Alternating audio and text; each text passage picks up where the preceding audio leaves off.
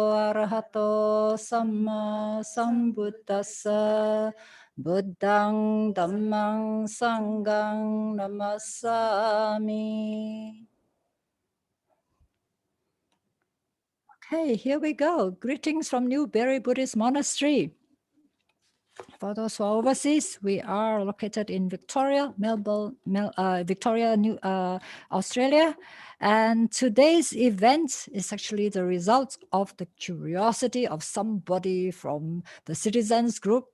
We want to thank him for his curiosity, which resulted in what we have today. Okay, and that is Calf. When he asks, what is the history of the Bhikkhunis? And what is the significance of NBM, Newberry Buddhist Monastery? So because of these two little questions, we thought that, okay, perhaps we can actually turn it into a program to impart information to everybody who may be as curious as Calf. So thank you, Calf. All right, but before we go further, let me first introduce you to the nuns who are sitting here with me, the Newberry Buddhist Monastery nuns. Of course, we have Ayya Santa, who is behind us, the scene. She will show her face later on. To my left, which I see on my right, is Bhikkhuni Suvira. Behind her, Ayya Sankappa.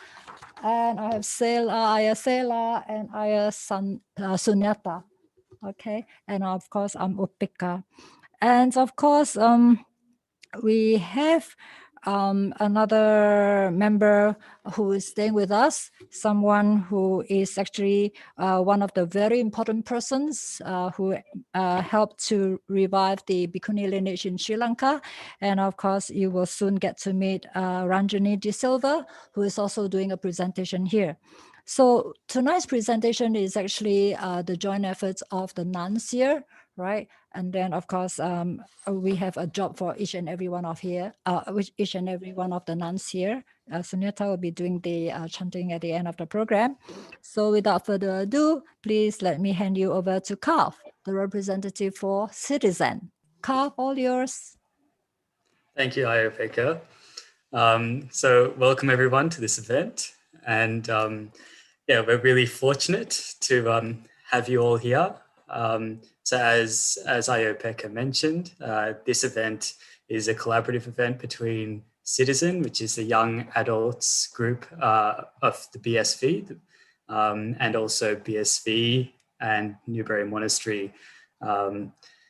So as Ayya Upekkha mentioned, this event was really inspired by my recent stay at Newberry Monastery and talking to the nuns and Ranjini auntie, and hearing the amazing stories, or some of the amazing stories that the nuns in Buddhism have gone through over the years. And it really inspired me, and I hope it inspires all you, and it really made me very grateful for having Newberry Monastery so close to me. So I just, before we hand it over to Ayya Santa, I just wanted to mention that, so we'll be taking questions after a video that Ayya Santa really helped prepare, and that all the nuns and Ranjini auntie put in a lot of effort into. And so you can ask these questions on the Zoom chat, and if you're on YouTube, also on YouTube Live, and we'll be getting Quincy, the Citizen President, to answer those questions. So I think that's it from me, and I'd just like to hand it over to Ayya Santa to play the video. There she is. The one who is always behind the scene, the one who is responsible for the Sunday Dharma talks, the Monday audio meditation, a lot of other events. She's always the one behind the scene. We would like to thank her for bringing the gift of Dharma to everybody. Thank you, Ayya Santa. All yours now.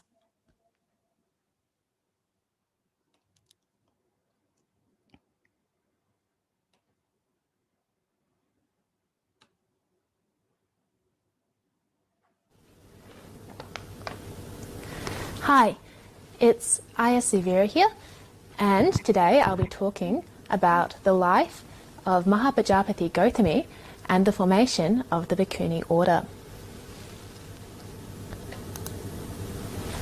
So let's begin by paying homage to the Buddha with the words of Mahapajapati Gotami in the Theravada.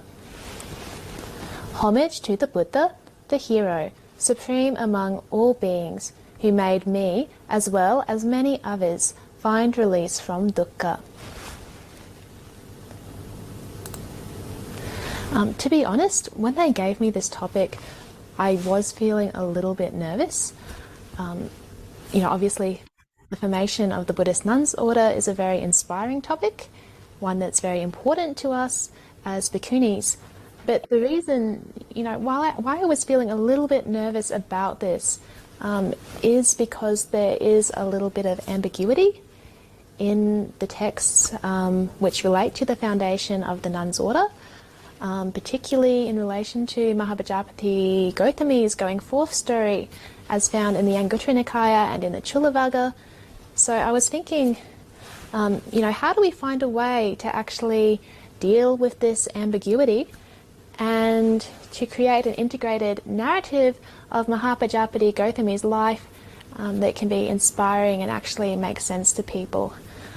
So I have actually identified 5 themes that we will be using to help explore Mahapajapati Gotami's life today. So they are in order: relationships, journey, persistence, miracles, and memory. So keep them in mind, as those will be the themes we'll be using to explore a little bit further.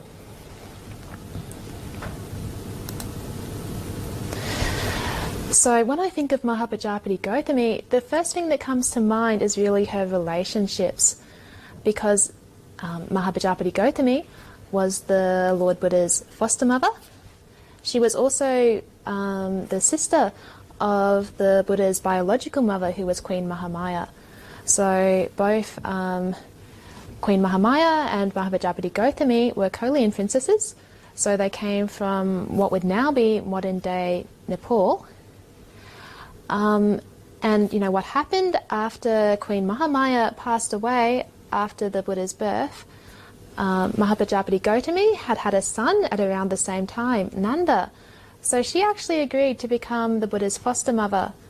And because both sisters were married to King Suddhodana, after Queen Mahamaya died, Mahapajapati Gotami became the chief consort. So this relationship that the Buddha has with Mahapajapati Gotami, that she was the one who suckled him, does turn up later in the story of the nuns' order as an important theme in Mahapajapati's life.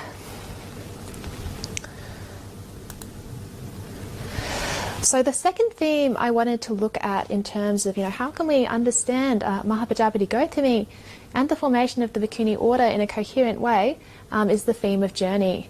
So after his awakening, the Buddha journeyed back to his hometown of Kapilavatthu, where he met his family. After that, Mahapajapati Gotami became a stream enterer. And there was a very famous event where she made an offering of a robe to the Lord Buddha. And this event is recorded in the Dakkhana Vibhanga Sutta in the Majjhima Nikaya.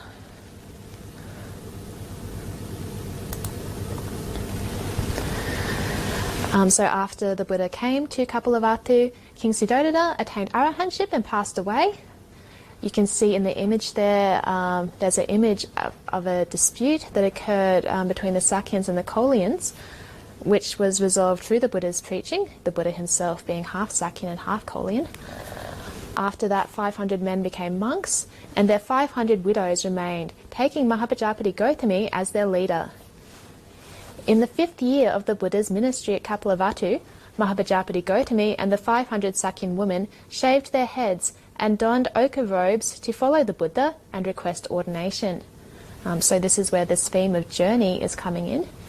They followed the Buddha on foot from Kapilavatthu to Vaisali. And I do actually have a picture, a map. This map was created by Deepak Anand. which actually shows their journey from Kapilavatthu all the way to Vaisali. It's not a walk in the park.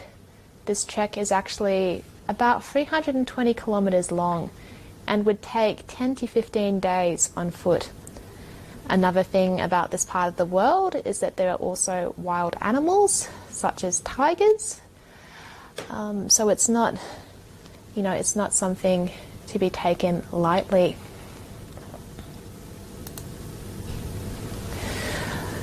Thinking about the difficulties of the journey, that ties into the third theme I wanted to talk about when we're thinking about, who Mahapajapati Gotami was and the foundation of the nuns' order, and that third theme is persistence. So after arriving in Vaisali, Mahapajapati Gotami requested ordination as a bhikkhuni. Through the intervention of Venerable Ananda, the permission was granted. Her acceptance of the Garidhammas became her ordination.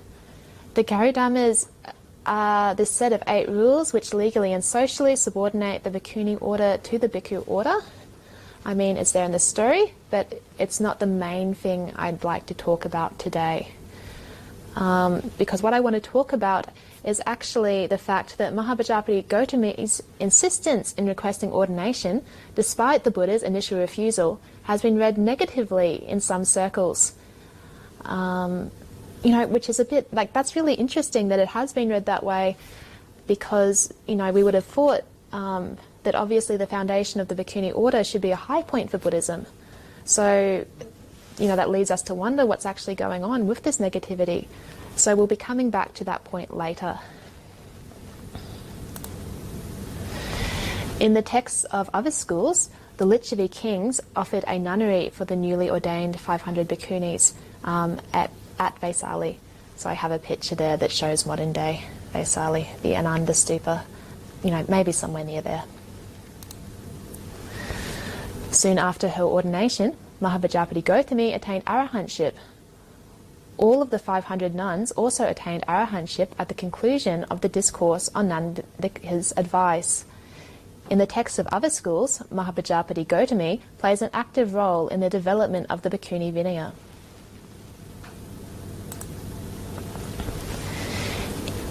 The Buddha declared Mahapajapati Gotami the most senior of the nuns. He said, "This is the foremost of my nun disciples, monastics, amongst those who are senior, that is to say, Mahapajapati Gotami."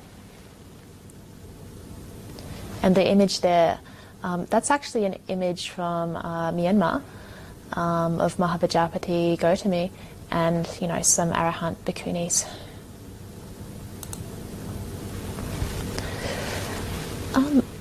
Which brings us, to the fourth theme that I was able to identify in Mahapajapati Gotami's life, which is her miracles. At the age of 120, Mahapajapati Gotami had chosen to enter Parinibbana, and the 500 nuns followed suit and also entered Parinibbana. This is recorded in the Gotami Apadana, as well as the texts of other schools. So that Gotami Apadana, it is available online, both at apadanatranslation.org, and it's sort of central if anyone would like to read in their own time. But before entering Parinibbana, Gotami sought forgiveness from the Buddha. The text references perceived negativity about her earlier insistence. Gotami said, "Chief of the world, it is believed that women make every error. If there's any error in me, forgive it, mine of compassion. I begged you over and again for ordination of women. If I was an error in that, forgive it, O bull among men. O hero, with your permission, I instructed the Buddhist nuns. If I gave bad advice in that, forgive it, Lord of forgiveness." The Buddha replied, "What's to forgive in one who's adorned with virtue? What more am I going to say to you when you're going to Nirvana?"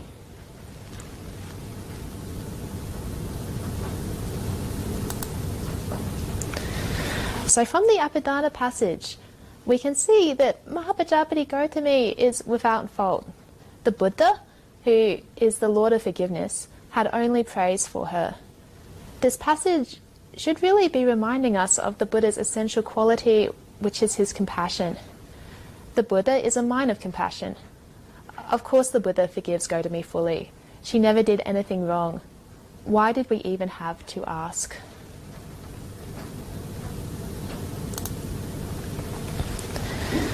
The Buddha continues, there are fools who doubt that women too gain Dhamma penetration. To dispel that wrong view of theirs, display miracles Gotami. Then bowing to the Sun Buddha and rising up into the sky with the Buddha's ascent, Gotami displayed various miracles. She displayed miracles in various postures and entered into the fire element. This event actually parallels the Lord Buddha's parinibbana very closely in motifs like Mahapajapati's entry into meditative attainments in forwards and reverse order. The Buddha additionally praises her wisdom, divine ear, divine eye, Dhamma knowledge, and skill in preaching.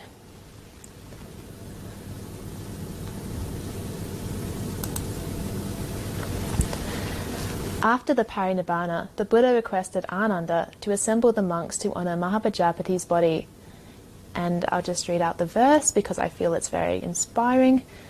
Actually, the Abhidhamma in general, the Gotami Abhidhamma, is just a really lovely piece of literature, and I'd strongly recommend that people read it if they haven't already, just because it's one of those things that will actually give you goosebumps.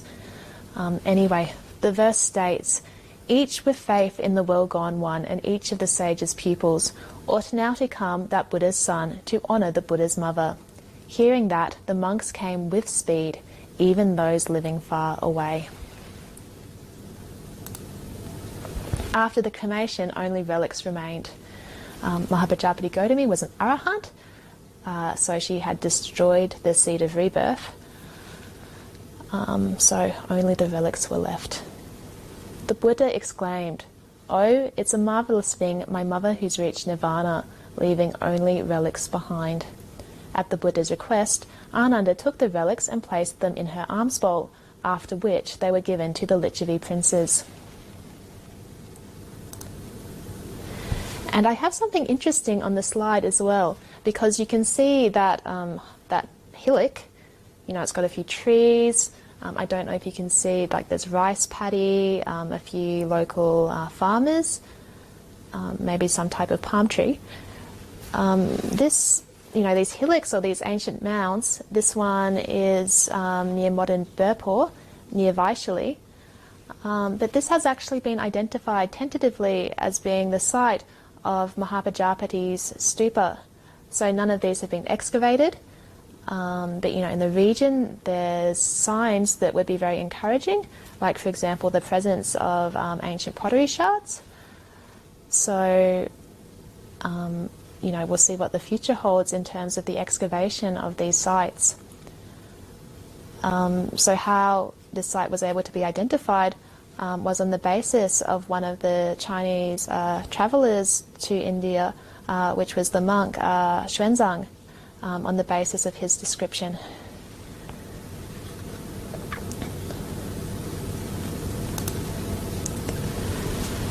So that brings me to our final theme, talking about the stupa. What we're talking about is memory. So how should we remember Mahapajapati Gotami? What happens when we only look at a very limited range of sources is that we can actually end up with a smaller than life picture of Mahapajapati Gotami, which probably isn't what we want to do, because obviously the woman we're dealing with, she was an arahant, she was the founder of the Buddhist nuns order. We don't want to accidentally paint her as being somehow smaller than she really was. So what we can do to try to correct that erroneous tendency is we can look at a wider range of sources, and by also looking at the Abhidhamma sources, we can see Mahapajapati Gotami as someone who in many ways lived, breathed and shared in the Buddha's mission, and who mirrored the Buddha's own qualities in a very close way. She was close to the Buddha, she was an awakened being, she was an active co-participant in the Buddha's teaching mission and in the creation of the Bhikkhuni Order and the Bhikkhuni Vinaya. She was a teacher of the three assemblies who was respected by monks, she was worthy of a stupa, she had her parinibbana attended personally by the Buddha and by senior disciples, She was an attainer of parinibbana after displaying meditative attainment, very much like the Buddha himself. And all of these features have actually led some people to give Mahapajapati Gotami the title of the Buddha for women. So it's pretty impressive stuff. So that's actually the end of my presentation. There'll be questions at the end. Thank you for listening. Hello, I am Ayya Sela. I'm presenting the establishment of Bhikkhuni lineage in Sri Lanka.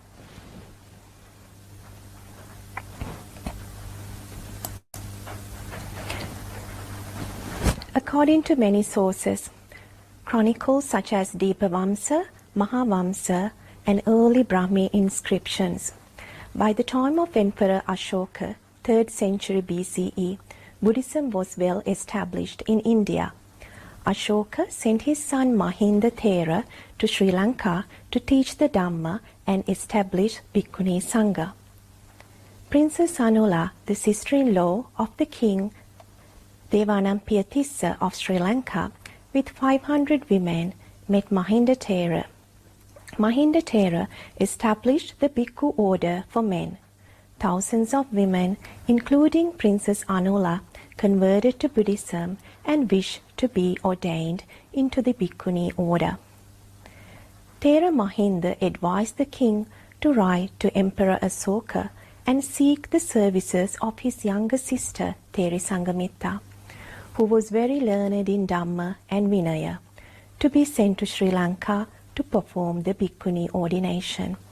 King Tissa then chose his minister, Prince Arita, his nephew, to go to India to invite Sangamitta Theri.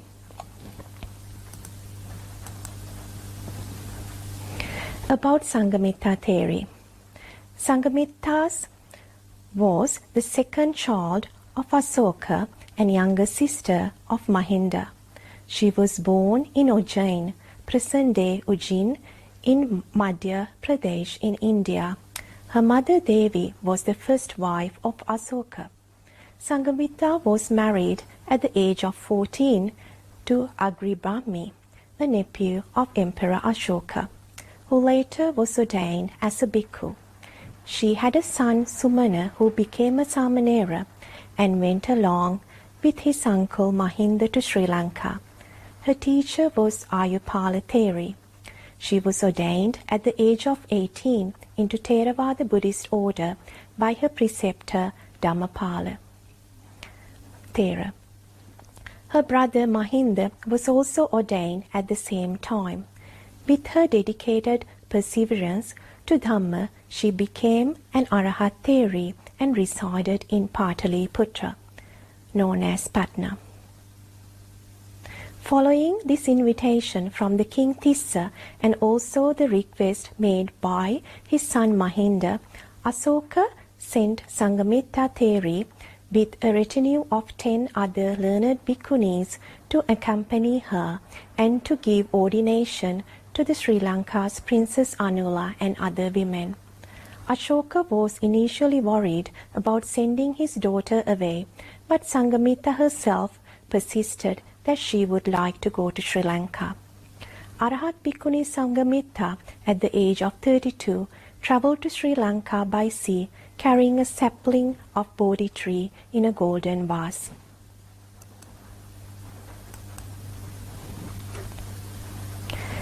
She landed at Jambukola in the north of Sri Lanka, near present-day Jaffna. King Tissa herself received Sangamitta and the sapling of the Bodhi tree. They were then ceremonially escorted by the king and his people to Anuradhapura. They entered at the northern gate of Anuradhapura along a road sprinkled with white sand.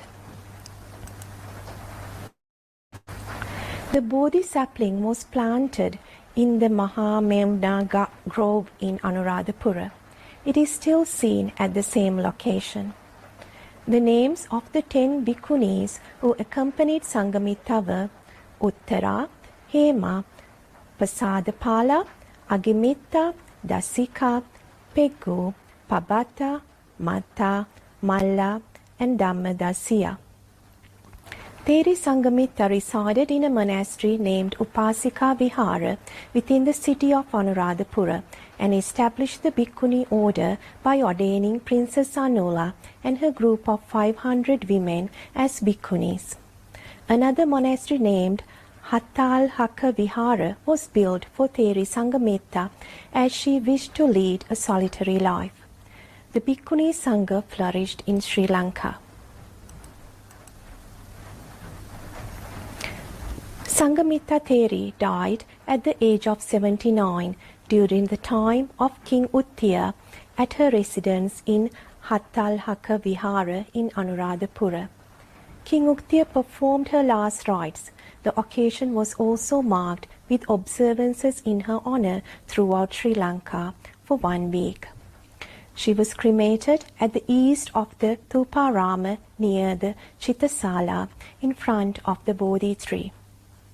The location for the cremation had been selected by the Theri herself before her death. A stupa was erected by Uttiya over her ashes. Bhikkhuni Anula's stupa is also located in Mihintale near Anuradhapura.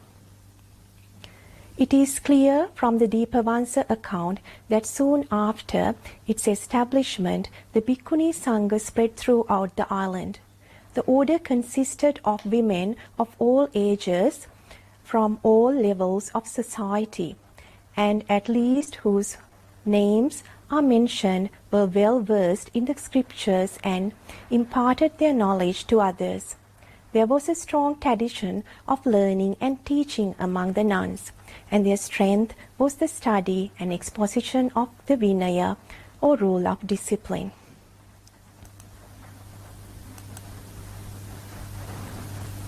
From the start of the Bhikkhuni Sasana in ancient Sri Lanka, the kings built aramas or monastic residences for the Bhikkhuni community. There have been instances where the inscriptions mention about building residences for Bhikkhunis. Ashoka Rama at Pankuliya in Anuradhapura is a vast monastic complex with ruins of a bathhouse for the Bhikkhunis built by about the 4th century CE.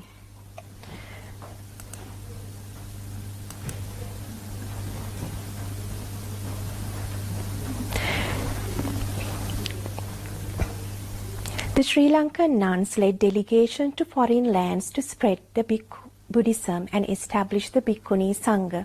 The Chinese biographies of nuns written in the 6th century mentions that in 429 and 432 CE, 2 groups of nuns arrived in China from Sri Lanka, and they were housed in a nunnery in the capital, learned the Chinese language, and ordained 300 Chinese nuns. The political unrest at the end of the 10th century CE led to the cessation of the Bhikkhuni Sasana in ancient Sri Lanka.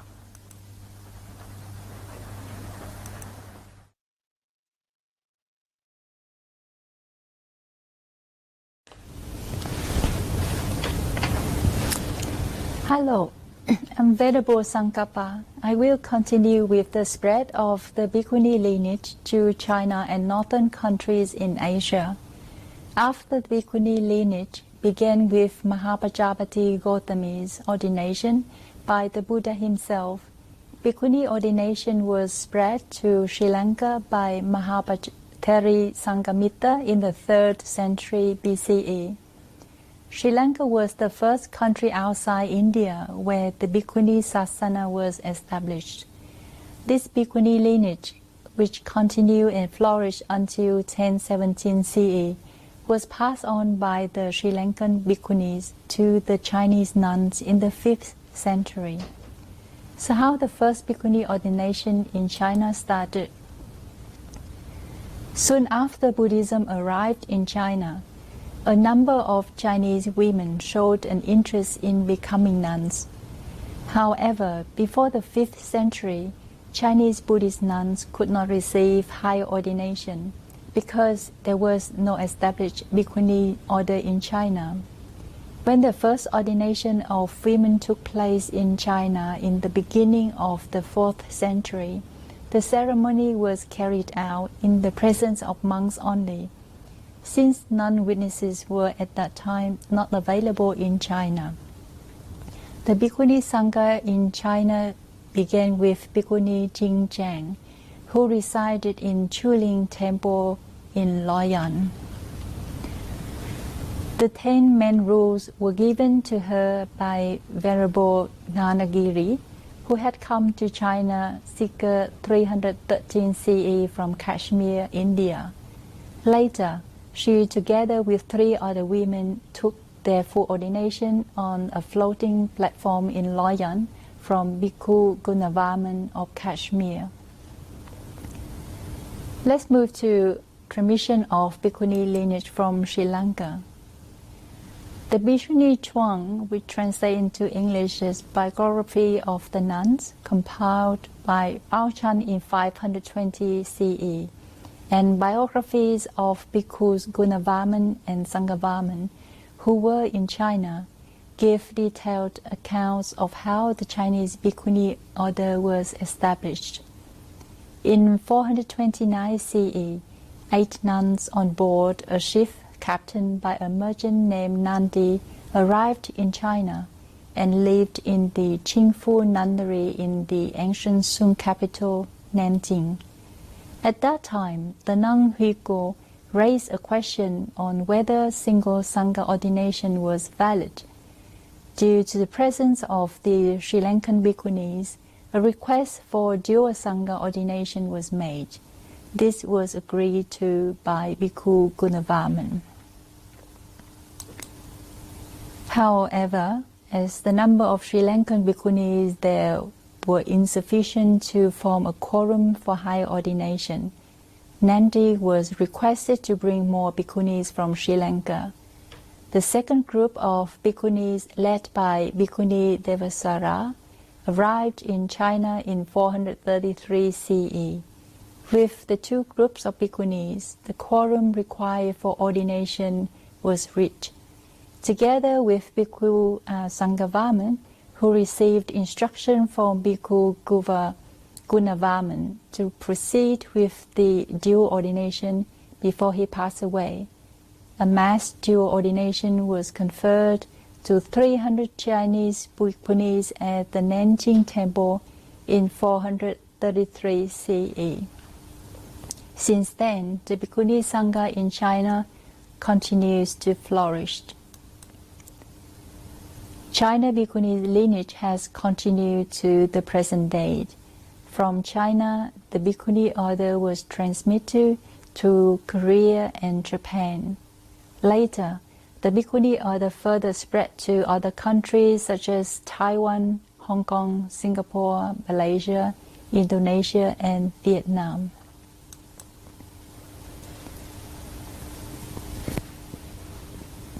Let's move to female ordination in the Theravada tradition from past to present.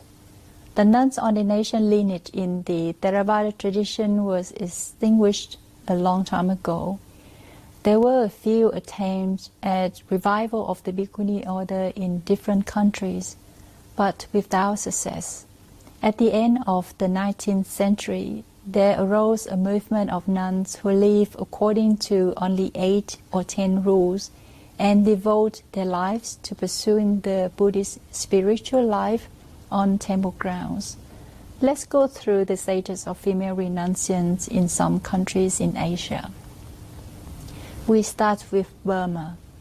In Burma, Tilashin, which means possessor of morality, observe the 10 precepts and can be recognized by their pink robes, shaven head, orange or brown shawl, and metal arms bow.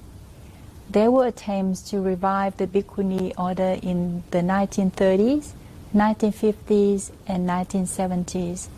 The latest unsuccessful attempt was in 2005, where a Bhikkhuni was sentenced to 5 years in prison for having been fully ordained in Sri Lanka.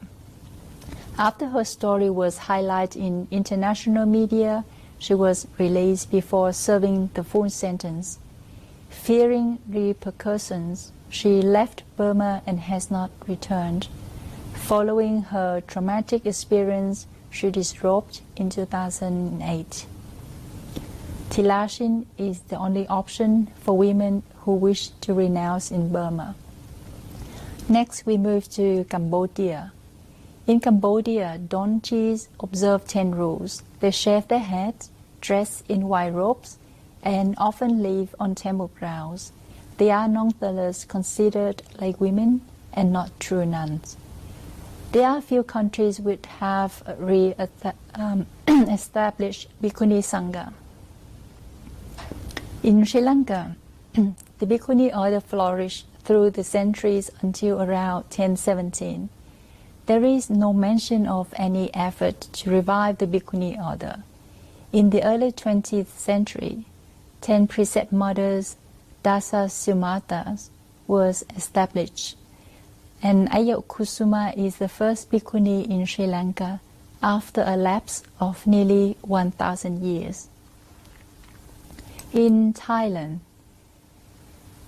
1927, 2 women named Sarah and Chongdi ordained as Bhikkhunis. However, they were not recognized by the Sangha and the Thai royal family. They were ordered to disrobe because they did not comply. They were arrested and thrown in prison. A law was then created by the Supreme Patriarch of Thailand, which forbade monks to ordain nuns, novices, or sikhamana. Today, there are 10 precept women known as machi, who shave their heads and wear white robes. The Thai Bhikkhuni Order has been revived by Bhikkhuni Dhammananda, who took ordination in a re-established Bhikkhuni lineage in Sri Lanka. Bhikkhuni Santini became the first ordination Bhikkhuni by receiving higher ordination in the Theravada Buddhist community. And Bhikkhuni Leofab is one of the first fully ordained Bhikkhuni in the Theravada tradition in Vietnam. Today, many women wish to go forth to become Bhikkhunis. However, there is not enough support from bhikkhus from their home countries in giving them high ordination, and also from the government.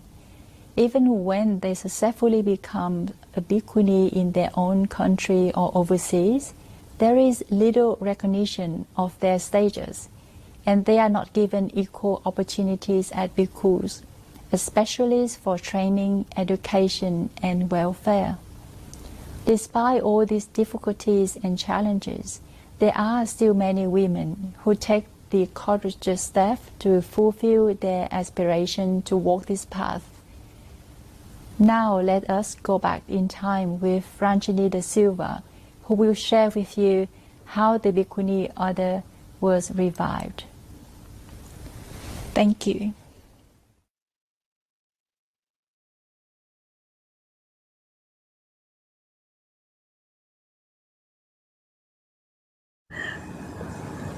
I am Bhikkhuni Kusuma from Sri Lanka. Before my ordination, I was Dr. Kusuma Devendra, and my ordination was held in Saranath by the Korean Sangha in 1996.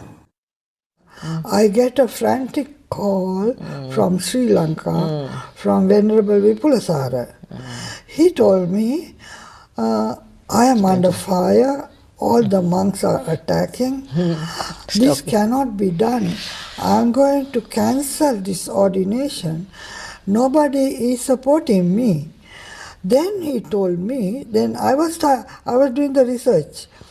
He told me, unless you take the leadership role and take the responsibility, these nuns are not up to it, because this is an international one and a historical event.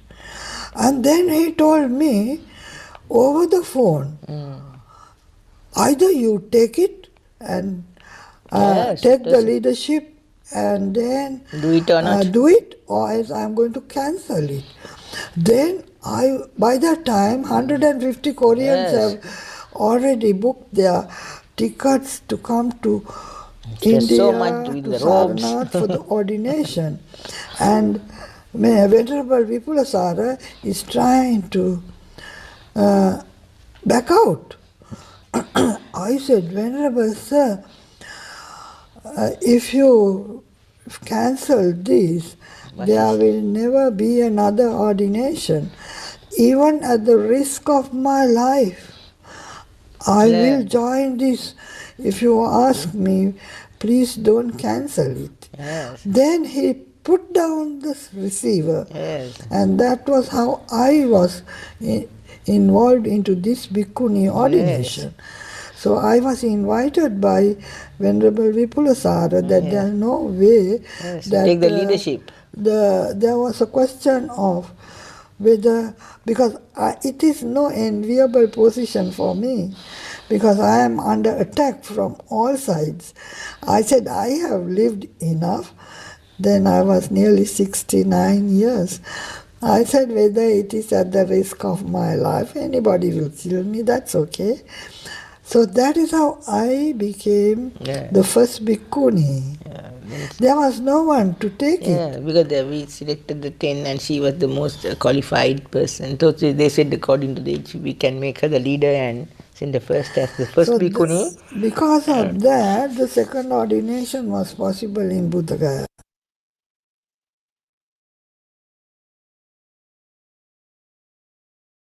Thank you. I am Ranjini de Silva. I am supposed to be talking a few words on the revival of the Bhikkhuni ordination starting from Sri Lanka and now everywhere. So when I think of the Bhikkhuni, first I must pay my gratitude to Ayya Kema, Venerable Ayya Kema. She who wanted to support the nuns and inspired me to help the nuns. Then 1987 we had this conference, for nuns conference in Buddha Gaya. For all nuns, Bhikkhunis came from all over the world, from all traditions, all nationalities, and I was invited to attend the conference. And there, after listening to all the talks, I realized that we are not doing our duty towards our nuns, who are supposed to be called Dasasil Mata. In future, they are called 10 precept mothers. So since that time, when I went back to Sri Lanka, because Ayya came up, personally called my name and Ranjini, when you go back to Sri Lanka, you have to help your nuns. So that, and after listening to the talks and our heritage of Sangamita theory and the Arahat theories in Sri Lanka from the early centuries, then I realized we got to help the nuns. Before that, I didn't have any idea of helping any nuns, so we did not have any much respect for the nuns either. So that was the condition in Sri Lanka, and they were there Sila Matas, but no respect from the community much, except those who were very close to them, family and friends. In the community as in the whole, they were not respected. So we also were more closer to the monks. So since I was awakened by this message, I started working to help the nuns. So immediately when I returned to Sri Lanka, I invited some nuns and started training in hospital service, and invited some nuns to give some residential training and meditation practice. And my resource person that time was Ayya Kusuma, who was Mrs. Devendra Kusuma, and few others. So I organized some English classes and Pali classes and Dhamma classes for some nuns. Then when I talked to them, I realized they are also worth of offering all the 4 requisites to them. So since then, after the 87 conference in Thailand, they had the 91, and I invited to have the next conference in Colombo. I invite you to hold the next conference in Sri Lanka. So I came and everybody was so happy, and then I didn't have any organization, nothing, but on my own. I just got up and said, I felt that nuns should be accepted and trained, and we can take Dhamma to the family. That was my first intention. Bhikkhuni thing came later, but at the beginning we got to prepare the nuns and accept them in the society and empower and educate them. So that was my first intention, and that was my theme for the my intention to hold the next conference. So in '93 I organized the Colombo conference, invited over 300 Sila Matas, and they had the opportunity for the first time to meet the Bhikkhunis of all traditions. So that gave them so confidence. Earlier they never thought they were going to be Bhikkhunis. They never heard the Bhikkhuni word, and not, it is a prohibited word. When I had to organize the conference, I had to go through a lot of red tape and opposition. So they really didn't give me the approval first, being a women's conference. So I had to go to the back door and get the approval. So that was the condition, and in the society, we had, in the Buddhist community, we never had word called Dasasil Mata or Majis or Donjis or Tilashin, or never, even Amaravati they call Sila Dharini. All these terms were given to these nuns, women who wanted to renounce. What an idea! And our women also, we had no other way than accepting whatever is given to them, and they continue to practice and renounce as nuns, Buddhist nuns. No Bhikkhunis. Buddha never had these terms. Buddha only gave Bhikkhu, Bhikkhuni, Upasaka, Upasika. So it was our time now to help these nuns to become Bhikkhunis. So after the '93 conference, my plea was to accept the Buddhist nuns and give them the 4 requisites and educate them and empower them, uplift their status in society, and they can in turn help to take the Dhamma to the family, especially to the women and younger children. I think now it is completely, we have achieved that. So it was in then while we were helping the nuns, the monks saw us working with Ayya Kusuma, and I was working together. So one day monk called us and asked, what are you two of you are doing with these Sila Matas? So I said, this is what it is, and I gave the background. So he said, we need some nuns to serve in the Mahabodhi society in India, because only we are short of monks. So actually the monks called for applications, and we selected 10 nuns to be trained. It was difficult, not everybody agreed to go to Buddha. That time not talking of Bhikkhunis. So anyway, we selected and trained them. Finally we had Bhikkhu, we had to pay respect and be grateful to our Venerable Bhikkhu Sarathera, who was the president of the Mahabodhi Society India, who had much connection with the Mahayana Bhikkhus in Korea, Japan, everywhere. He was very active. So he said, okay, do not give publicity, but on the slide we will train them, and there is no, in the Buddhist community there is nothing called Sila Mata. If they are going, they have to become Bhikkhunis. So and he said, Anagarika Dharmapala's diary, it was mentioned that we had to do this, and he said as a respect for his 100th century celebrations, he liked to do this. So he got a lot of opposition, but he said no, what is right, when I know what is right, I am going to do it in spite of all the opposition. So he had a lot of threats and opposition, where Ayya Kusuma has mentioned in her talk.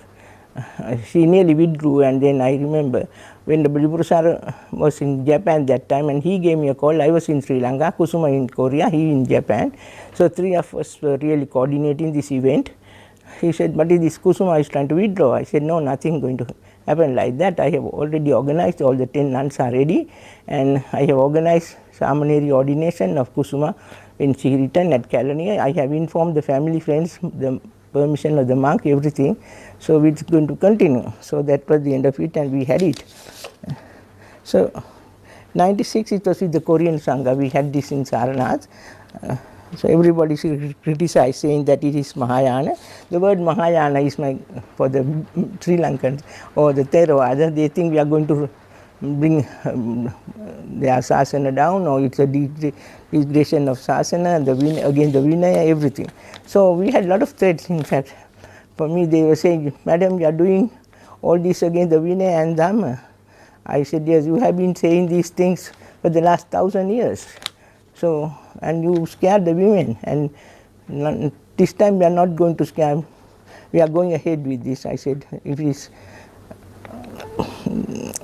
that was the type of threats, and I used to get telephone calls, and a lot of, even my family was dead against, because all the Mahanayakas were against. He said, you are doing things against the Mahanayakas. So I said, if they are not the Buddha, I have my respect for the Mahanayakas, but they are not the Buddha, so we go by the Buddha's word. Then 96 ordination for the 10 Sila Matas. I travelled to Saranath with the 10 of them. So we have studied the Patimokkha before Ayya Kusuma did that, and translations, all the copies were in our hands. Even while travelling in the train, we were all reading the Pati, including me. And but Koreans, of course, they wanted to give their own way. So when I questioned the monk, said, if you want, do you want this or not? I said, yes, I'm going to take it. We go ahead. Then he said, then take the way they are giving it. So I said, Bhante, they are going to give the Korean robe, and our monk, doesn't matter. They can wear anything and go. You take the way, if you want, take the way they are given. So we accepted it, and we received the Korean way. We received this ordination, but of course there was Theravada monks there, including Bhante Piyananda from Valpola. Piyananda came from LA, and we had Pandit Devasiri at Buddha Gaya. So I remember he read the Parajikas to the Bhikkhunis after the ordination, and Bhante Piyananda he was so thoughtful, he brought 10 sets of robes and gave it one to Kusuma, and gave me the 9 robes to be given to the others, and said, now you can change to these robes and the bowls. So that that was how we got the first 10 nuns ordination. Of course, it was publicized in Sri Lanka, and it was big news on the television, and the Bhikkhuni ordination has been restored. Then it became so controversial. The whole Sangha got disturbed, and then the articles appeared. Then only it opened. That was nice. It was a dead bird. It was an underground thing. We took it out. So it is now ready for discussion and controversy, which was very good. Then, because earlier, not because they were not that all the bhikkhus were against it, but they were not aware of it. It was just, and our nuns also accepted that it is never possible till Maitreya Buddha. So that is what was told. So with this opening, there were monks who were criticizing, and then other monks, the Venerable Talali Dhamma Lokatero, who was our Upajjhaya for all these ordinations, he told me later, he was not in the scene at the beginning, but after this became controversy, he said he took the books from his library, and every time he take a book, he get the answer to what he wants, and he read 3 times the Vinaya to find whether there's anything wrong with this. He said he never found any. Then he actually sent a notice to all newspapers finally, show me where the chapter and the verse where you say it is against the Dhamma or Vinaya. So up to now nobody found it. So that was the end of it, and we had Bhikkhunis since then. Bhikkhuni Kusuma was highly criticized, and now some don't want to accept her as a Bhikkhuni, but it was given to them and they accepted, and our Theravada monks accepted them. Not everyone, but community has accepted them. The acceptance of the community is the acceptance of the Bhikkhunis. That's what I was always saying, and it happened. Since it was open and done by the Korean, now Fogons and Master Singyu also we are very grateful to him. He had a seminar, he had a meeting, and we have a bank program. So Malankara Thero went there, and they want to have an international ordination in 1998 in Buddha Gaya. With the Chinese Fogons and monks sponsored the event and trained them. So for that, in the meantime, our Venerable Sumangala Thero, he and these two monks, they trained the 20 nuns and went to sent to Buddha Gaya. So 1998 ordination was done, and the Theravada senior bhikkhus gave ordination, and that was supposed to be accepted by all, as the Buddha's word says. The monks alone can give the ordination. So the 1980 ordination is now accepted. Then 2000 we had another international ordination in Taiwan, where we sent 20 Bhikkhunis nuns from Sri Lanka. They also received. Along with them, the Indonesian Bhikkhunis, Ayya Santini and Selawati, got ordination. And 2000, so that is how it went to Indonesia. Now she is doing well. In Thailand, 2003 with Ayya Dhammananda's ordination, it was gone to Thailand. Then Bhikkhuni Liupap from Vietnam came to Sri Lanka, and we coordinated. So we have established Bhikkhunis in all three Theravada countries, Thailand, Indonesia and Vietnam and Sri Lanka, and since then it has spread. In the meantime, so many nuns came from various countries, and we organized ordinations, and there are many Bhikkhunis. Thank you so much. You can ask any questions during the on the Zoom when we come. On any questions you want to ask me, I am ready to reply. Thank you very much.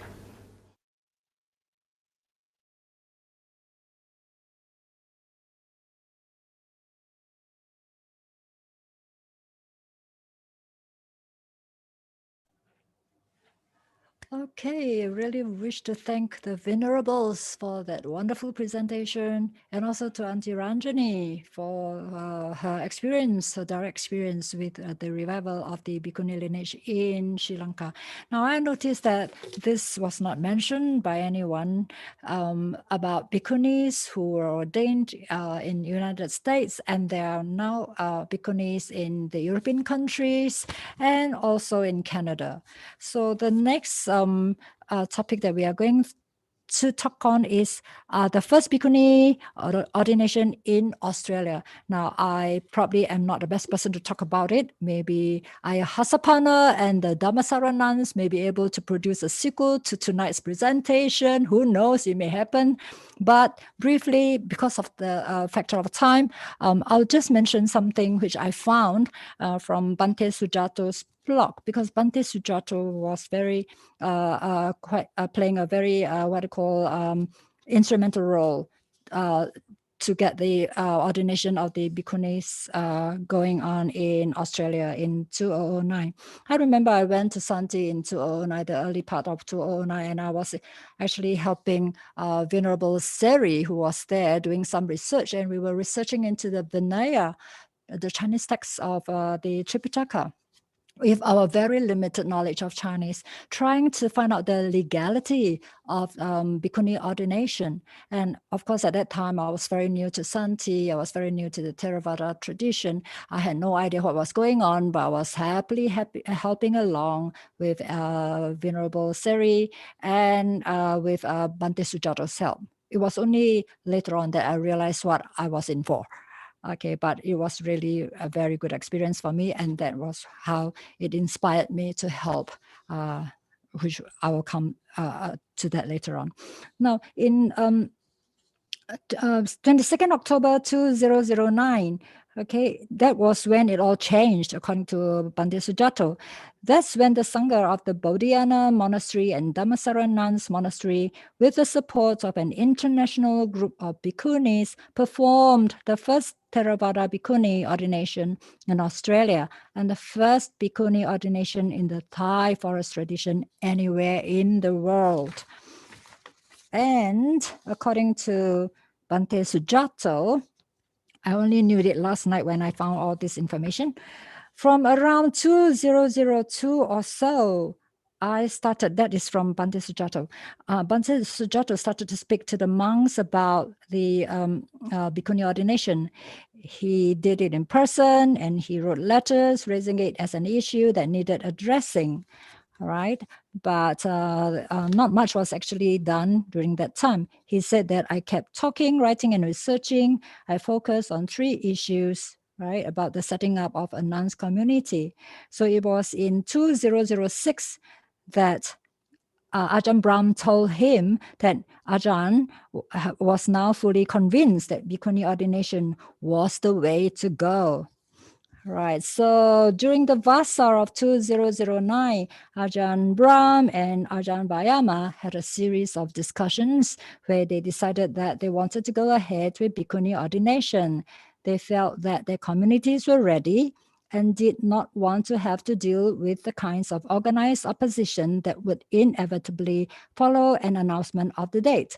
They invited an international group of 8 Bhikkhunis to participate, and they were Venerable Stataloka, who was the preceptor, Ayya Suchinta and Ayya Sobana, who were the reciters of the formal act, Ayya Atapi, Santima, Ayya Santini, Ayya Silawati, and Ayya Dhammananda from Vietnam. Ajahn Brahm and Bhante Sujato, they were the reciters of the acts on the Bhikkhu side, and all the 4 nuns from Dhammasara at that time, they were all ordained, and they were Venerable Vayama, Venerable Niroda, Venerable Seri, and Venerable Hasapana. So there you go. Those were the first 4 nuns who were ordained as Bhikkhunis in 2009 in Dhammasara. So I'll leave it to the Dhammasara nuns to give us more information and how it developed after that. All right, so that is the first Bhikkhuni ordination in Australia. I'm quite sure a lot of us read about what happened to Ajahn Brahm after that. It is fresh news to anybody. Most of us knew what happened, and it all seems to be a blessing, actually. So the next question that I am supposed to address is, what is the significance of NBM, Newberry Buddhist Monastery? All right, so here we go. What is the significance of Newberry? Now, whatever happens, we always talk about causes and conditions. And of course, we need to go return to our roots of how things started. So according to records that we have managed to dig up, records show that how NBM came about actually was a result of BSV and Sangamitarama. So I do not have the time to really go through all the years of what happened in BSV, but I'd like to really just mention the founder members of BSV and Sangamitarama, who together, when they worked together towards finding a forest monastery and also the support of Bhikkhunis, that was how it happened. So the first 5 founding members of BSV, the Buddhist Society of Victoria, in 1953 were Len Bullen, Leslie Oates, Len Henderson, Sidney Hill, and Fred Whittle, right? And who are the founder members of the Bhikkhunis support group? And when and who planted the seed of opening a monastery for the Bhikkhunis? Okay, another thing that is very, very new to me. And thanks to Cora for all the information which she passed to me this morning, right? These are the information which probably is very useful for us to remember. Right, it was at an AGM on 26th of March 2006 at BSV. This was what Cora wrote, or rather Cora and the group of friends who wrote this. While teaching at the Buddhist Society of Victoria, Ajahn Thanasanti from the UK proposes that the BSV give greater support to Buddhism by opening a monastery for Bhikkhunis, nuns, and laywomen. A small subcommittee of supporters was then formed shortly after this meeting, and planning started then. So, according to Cora, the group of early founder members at this stage, they were Padmini, Pereira, Diana Watersingay, Russell Dunn, Anna Lamaro, Catherine Lovers, Sarath Virakun, Cora Thomas, Kanti Vijayaneita, sorry if I pronounce your name incorrectly, and Dr. Jaya Sekara. Okay, now, if there's any names that I've missed out or we have missed out, please do forgive us. We really apologize, right? Sometimes things like this may happen.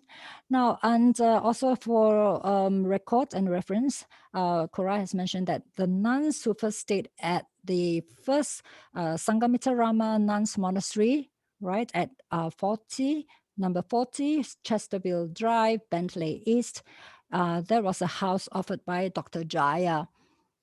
And it all started in 2007. So the first resident Bhikkhuni was Bhikkhuni Suchinta from Germany, and followed by Samaneri Samachita from Santi Forest Monastery. And immediately after the Vasa, she was joined by Venerable Tania and Venerable Tanasanti from the UK. And the official opening of Sangamitarama was on 27th October 2007. 7 monks and 7 nuns attended the official opening. The senior bhikkhu from Kisborough, Venerable Vijita, leads the monks, who include Ajahn Ayya Sela from the BSV, Sayadaw U Pandita, Ajahn Kemavada, and Ajahn Sujata from Santi Forest Monastery. And at that time, Sunim Chikwan was leading the nuns community. Of course, everybody knows who Sunim is. She's the Korean trained bhikkhuni from nearby King Lake. And she's still supporting us and at BSV. And we always hope to see her at Newberry Buddhist Monastery whenever she has the time. In fact, this morning we were just communicating, and I'm not sure whether she's actually watching this program or not. So in 2008, Venerable Chikwan Sunim, Ayya Tataloka from the USA, and Ayya Sudira from Sydney came for a short stay at the Sangamitarama property. And in February 2009, Samaneri Atapi from Sri Lanka came, and she was actually ordained in India as a bhikkhuni in 2009. Oh, I think I got it wrong. She came in 2008, and then she went to ordain in India in 2009. And in 2010, Bhikkhuni Dhammananda, a Vietnamese nun, took up residence as senior nun as Bhikkhuni Suchinta returns to Germany to the Ananja Vihara. 2010, Friends of Sangamitarama was formed from a small subcommittee to plan and further bring to fulfillment the spiritual vision and practical requirements of the monastery. It is noteworthy that Sangamitarama was independently financially supported by Friends from its inception. Right, and all these things are actually leading towards what we have now at Newberry Buddhist Monastery. This is the reason why I'm reading this very important facts for us to rejoice in about the efforts that our earlier members have put in. Okay, 17th of September 2011, Bhikkhu Jagannatha arrives at the BSV for the Vasa. He proposes to the BSV committee that the BSV open a forest monastery based on the fourfold assembly of monks and nuns, laymen and lay women. 22nd February 2012, Ajahn Brahm, spiritual advisor to the BSV, gives his support for the forest monastery based on the fourfold assembly. March 2012, Bhikkhuni Upekkha from Singapore arrives at Sangamitarama as resident nun and offers her support for the vision of the BSV Forest Monastery and the establishment of a Bhikkhuni community as Ayya Dhammananda left for the USA. On 22nd April 2012, the proposal to set up a forest monastery based on the fourfold assembly and supported by Ajahn Brahm receives an unanimous vote at a special general meeting held by the BSV for that purpose. Now, what prompted this unanimous vote at that time? I still remember very clearly that while discussions were ongoing, one question was raised by quite a few members of the community who were present there at the meeting. They were actually asking, why does the BSV need to build a forest monastery when there are so many monasteries worldwide that are not fully utilized? And of course, the answer that nuns and female practitioners have few suitable places to go for for support of training, ordination, and practice, it touched the hearts of those present. And I think that really sort of like won them over to support the finding of a forest monastery to be supported fully by the BSV. Okay, so of course the search went on, and I think after 2 years, the property at 107 Beaches Lane, where we are now here, Newberry, named as Newberry Buddhist Monastery, was purchased in February 2014, and monastics from the BSV and Sangamitarama, together with some lay practitioners, moved into the property on 7th of September 2014. Now, there is a Sangamitarama flyer that was designed and printed by persons unknown, date unknown, which actually gave me goosebumps when I read it. I actually found this flyer accidentally when I was clearing Sangamitarama of rubbish. I found this flyer. I was asking around who actually, can you see that?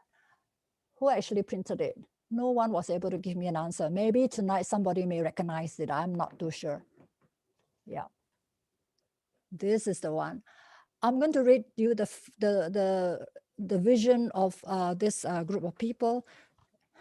It's just so amazing. All right, now this first page here. Our vision is to create a secluded residence for women following in the footsteps of the Buddha and his foster mother Mahapajapati, Gotami, Sanghamitta, and many other great Arahant Bhikkhunis. We envision a center which offers training for Buddhist women who are ordained or intend to ordain, to support the life of women monastics, and facilities for lay women to practice temporarily. Our short-term goal: in the immediate short term, we are seeking to provide financial and practical assistance which will allow for the ongoing growth and development of Sangamitarama. Currently, Sangamitarama needs to raise funds about 2,000 per month in order to meet current operating costs. Meeting this goal and providing a strong foundation for Sangamitarama is key to achieving our long-term goal. Now, what is their long-term goal? Sangamitarama is able to remain in the current location until 2014. Can you imagine that? I do not know when this was printed, but they were saying that Sangamitarama is able to remain in the current location, which was at 40 Chesterville Drive, until 2014. You see the connection? 2014. Our long-term goal is to establish a forest monastery outside Melbourne, a quiet and delightful arama and environment conducive to mental cultivation. Now, that's just so amazing. I really do not know who actually did this, or maybe there's a group of people, but it was just so amazing. According to their vision and long-term goal, all these things have led to the founding of Newberry Buddhist Monastery. So this is the significance of Newberry Buddhist Monastery. Okay, so let's see what I have here. Newberry Buddhist Monastery is now 6 years old. As we are all aware of, this is one of the very rare monasteries in the world and the very first in Victoria to not only support both monks and nuns in training, ordination, and practice, it also gives laymen and laywomen the opportunity to experience the spirituality of a monastery environment in a tranquil and forested surroundings conducive to seclusion and mental cultivation. Now, these are just the brief, facts that I have right now. And as we all know, the support for the Fourfold community is now actualizing. We have already completed the monks' boundary, and the nuns will have their own boundary within the existing building once the central buildings are completed in the central zone. And this is our next phase of construction. So here you go. This is the history of the Bhikkhunis, the Theravada Bhikkhunis, which led to Mahayana and so forth. And also answering Carv's question of what is the significance of NBM. So NBM is actually going to be a very important place of Dhamma, hopefully to serve future generations of anyone who is looking for peace and happiness, who wishes to become a disciple of Lord Buddha. Although Lord Buddha is not here, his Dhamma and Vinaya, his Sangha, his Dhamma and Sangha, they are still alive. And at Newberry Buddhist Monastery, we hope that the fourfold community will be able to continue the lineage of the Buddha's teachings and his disciples, the Sangha, right? The authentic, hopefully we are learning something that is really authentic without all the rites and rituals involved. Hopefully we are able to go into mental cultivation to ensure that the proper teachings, the proper Dhamma of the Lord Buddha is really preserved, and the longevity of the dual Sangha, Bhikkhunis and Bhikkhus, are also preserved here in Newberry Buddhist Monastery. So there you go. Here, this is our contribution for tonight's program.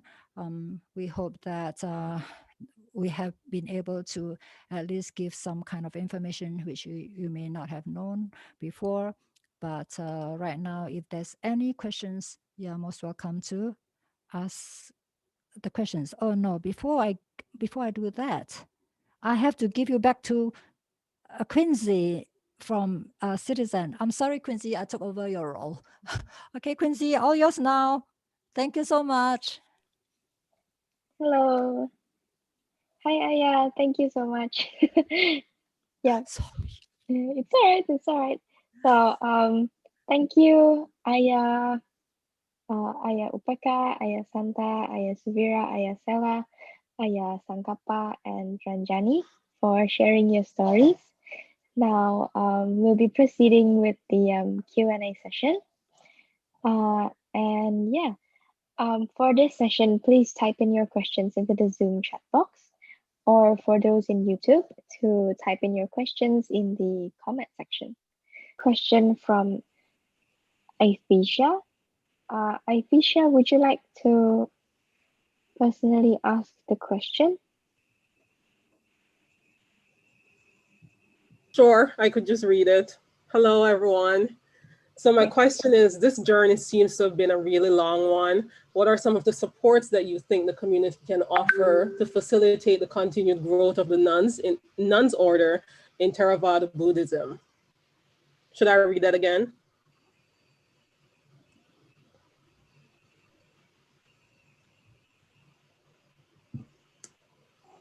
Sorry. Did you hear me? Ayya Upekkha, did you get the message? I didn't actually hear what was being said. I couldn't make out what was being asked. Oh, So I was saying the journey to where you are has been a really long one.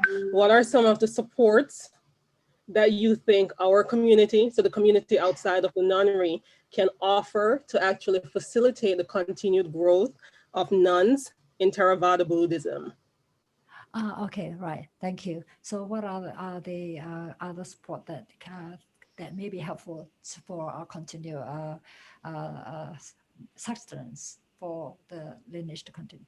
Now, yes. I think in Australia, we are quite well supported. I would safely say that in Australia. We have a wonderful community out here within Australia as well as outside Australia. And I would safely say that mainly because of Ajahn Brahm's influence, Ajahn Brahm's practice and Ajahn Brahm's teachings have actually touched the hearts of many people out there, and they have confidence in Ajahn Brahm. And also because Ajahn Brahm is our spiritual director. So because of all these connections with a great teacher, and also because we have a wonderful group of practitioners here who are training to become ordained nuns here, supported by today, Ajahn Brahm's disciples who are actually supporting nuns at the same time. We have actually Ajahn Nisarono and Bante Arana Vihari here with us on this property. The monks are giving us that support as well as the community out there. So right now in Newberry Buddhist Monastery, I don't know how our other sister nuns feel, but I really feel that we are quite well supported here. Perhaps if it's like the most important thing we need, perhaps what we really need is at Newberry right now, okay, I can't think of anything that is lacking right now for us. I can't speak for other monasteries where there are nuns, but right now at Newberry Buddhist Monastery, I think the most important thing for us is to have our nuns boundary, a bhikkhuni and a nuns boundary where we are properly segregated like what the monks have right now. That is something that we all look forward to, and that will be very conducive and very supportive for us to focus on our training, on our practice, and also to ensure that there is a continuation of the lineage by allowing more people to come in to train and ordain with us. I don't know whether my sister's nuns have anything to say to that. Do you agree? Any objection to what I'm saying? Suvira? Yeah. So I feel that right now in Newberry Buddhist Monastery, okay, as I say, I can't speak for other monasteries, but right now in Newberry Buddhist Monastery, the Theravada Bhikkhunis here, we are recognized, we are being accepted by bhikkhus, not all, as Auntie Ranjini has mentioned, because there are certain traditions which are not able to accept us, although personally the certain bhikkhus will accept us, but because of certain, I would say, protocols or whatever you call that, yeah, they are not able to openly show their support. But I would say that overall, our needs are quite well met with, and we are well provided. Support is there, respect is there, and opportunities to learn, to practice, and to serve is also there. Does that make you happy?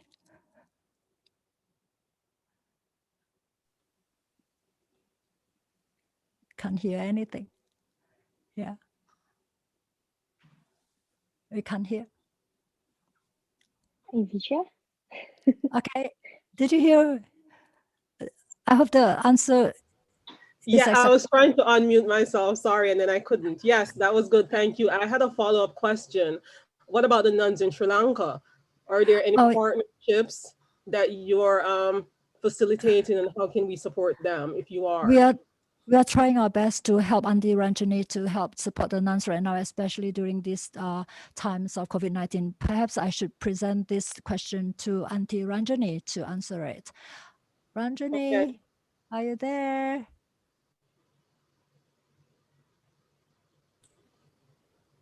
Go for it.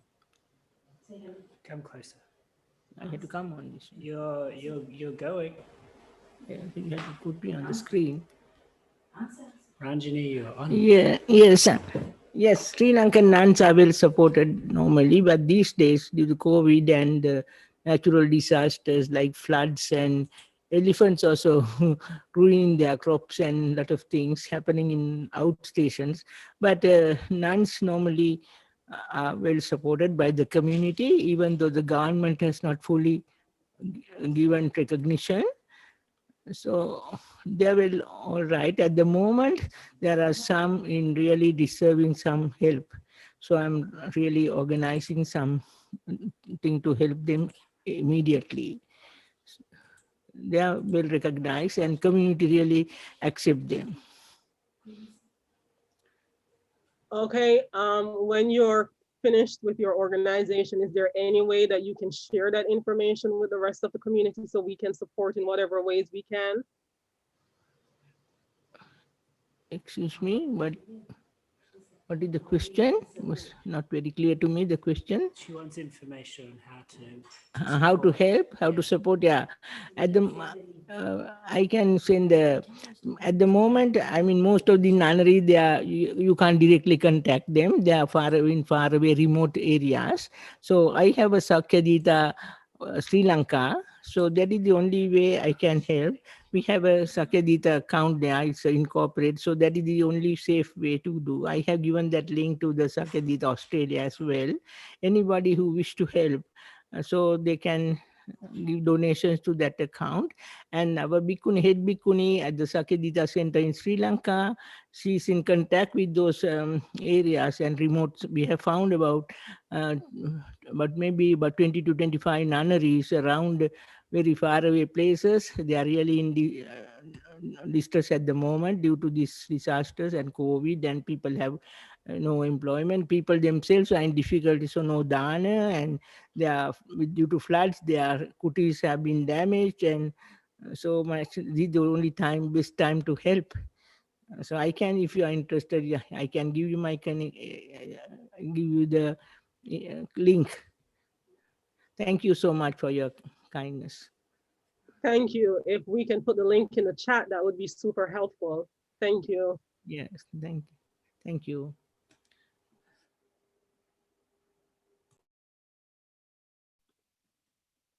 Okay, thank you so much, Aisha, for the question. And we have another question for Ranjani. So, Auntie Ranjani, there's a question from Live Conquest. Liv, would you be interested to ask the question? Yes. Ranjini, approximately how many Bhikkhunis would now be in Sri Lanka? Would you know?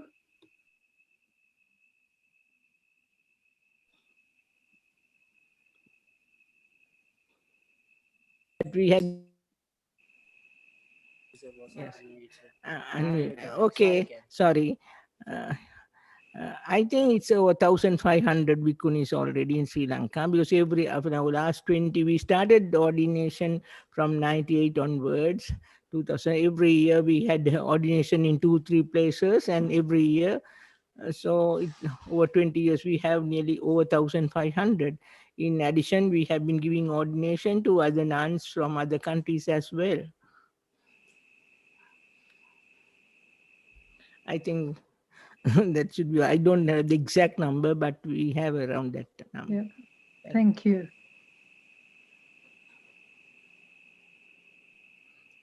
Okay, all good. Thank you, Liv, for the question, and thank you, Auntie Ranjani, for answering it. I think that concludes our Q&A session for today. Is there any questions from anyone? If there is, feel free to unmute yourself.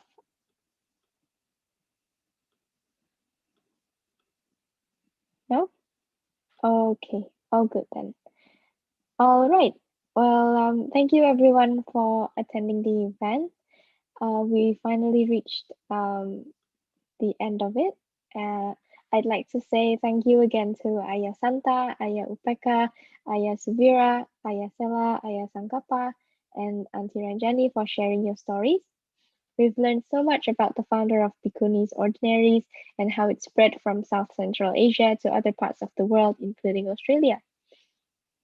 And I'd also like to thank the CITYZEN committee members, especially Kavisha, Belinda, and Grace, who volunteered actively in the formation of this event.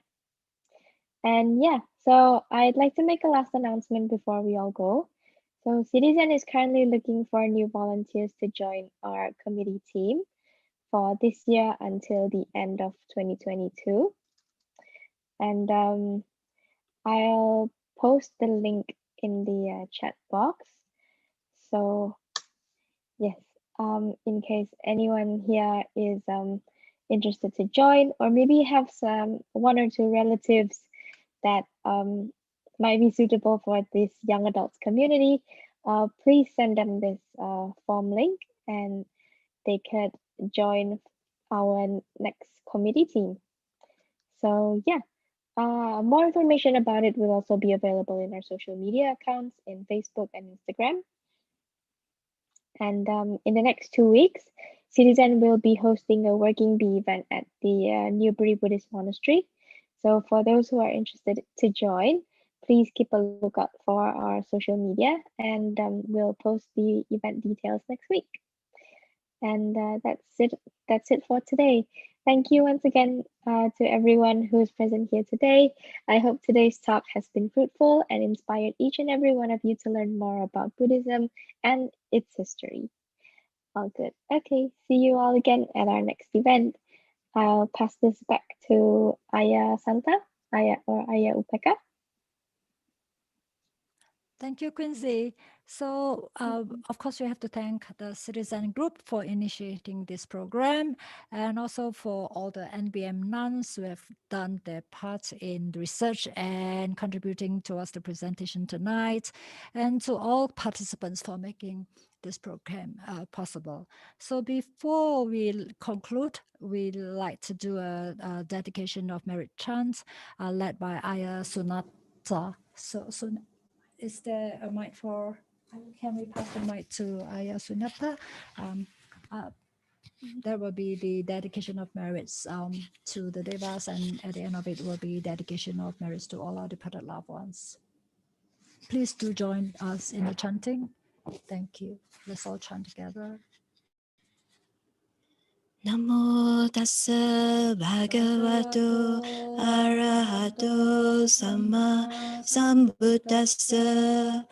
Namo tassa bhagavato arahato samma sambuddhassa. Namo tassa bhagavato arahato samma sambuddhassa. Akasata cha bummata devanaga mahitika punyantang anumoditva chirang rakantu lokasasanang.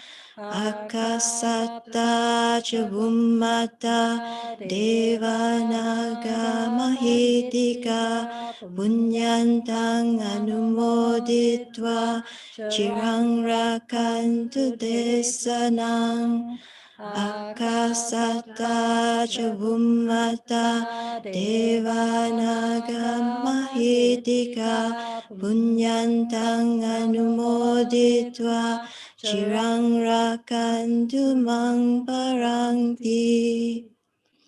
Etavata cha amhehi samvatam punya sampadang sabbe deva anumodantu sabba sampati siddhya. Etavata cha amhehi samvatam punya sampadang sabbe buddha anumodantu sabba sampati siddhya. Etavata cha amhehi samvatam punya sampadang sabbe satta anumodantu sabba sampati siddhya. Idang me nyatinang hotu sukita hontu nyatayo. Idang me nyatinang hotu sukita hontu nyatayo. Idang mo nyatinang hotu sukita hontu nyatayo.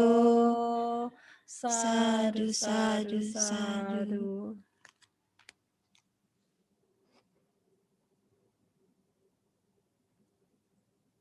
Okay, so good night to everyone. Thank you for joining us. May everyone stay safe, happy, peaceful, and may Newbury Buddhist Monastery be a place for all generations, future generations, as a place to learn the Dhamma, put it into practice, and of course to be also a source of inspiration for everyone who inspires or expires, right, to become a monk or nun. Even if you do want to become a monk or nun, it's okay. Just be here to practice the path, and hopefully we will get off samsara as soon as possible. Thank you so very much for joining us tonight.